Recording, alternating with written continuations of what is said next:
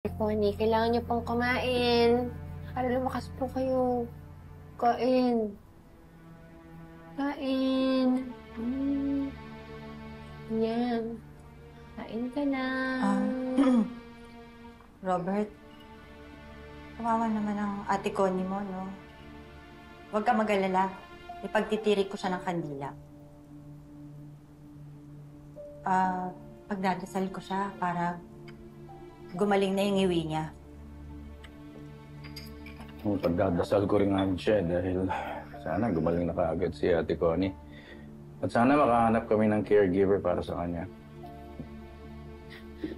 Bakit ka pa hahanap ng caregiver? Eh, nandito naman ako. Oo nga naman. Mahusay naman mag-alagang anak ko. Alam mo yan. Pero hindi ba nakakahiya sa inyo? Bakit naman? Kahit naman ayaw sa akin ni Ate Connie, kahit sinasaktan niya ako dati, baliwala lang sa akin yun. Basta mahal mo, mahal ko na rin. Pamilya tayo. Salamat. Robert, hindi ko alam kung ito yung tamang oras para itanong ko to, pero napag-usapan niyo na ba ng anak ko yung tungkol sa kasal niyo?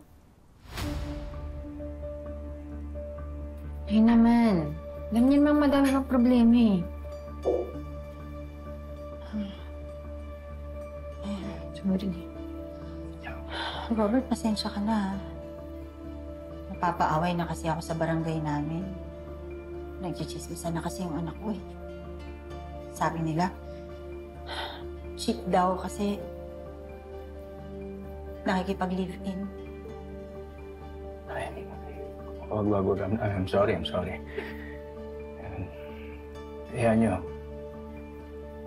Pag-uusapan namin talaga ang kasal namin, pero gusto ko lang malaman ninyo na hindi ko pinababayaan yan. Parating nasa isip ko yan. Alam nyo kasi mula nung namatay si Minda 6 months ago, totoo niyan, pati ang grocery na pabayaan ko na. Pero wag ho kayong mag-alala.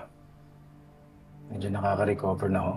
Ayusin namin yung kasal. Pag-uusapan na namin at ayos na ako. Huwag kayong mag-alala. Naiintindihan ko naman. Alam ko naman. Siyempre, mas importanteng kumaling muna si Ate Connie mo. Tapos, maayos niyo yung business niyo. Saan man ako nagmamadali? Maraming salamat. Thank you for understanding. Thank you. Alam ko namang hindi mo na ako pakakawalan eh. Kasi wala ka nang mahanap na sing ganda, sing bait, at sing sexy ko. Natutuwa si Ate Connie, nag-agree siya. Connie, ako na Ate Connie. Maraming salamat at thank you talaga sa pag-aalaga niyo kay Ate Connie. Naku, maliit na bagay yun. Naiintindihan ka naman namin ni Nanay.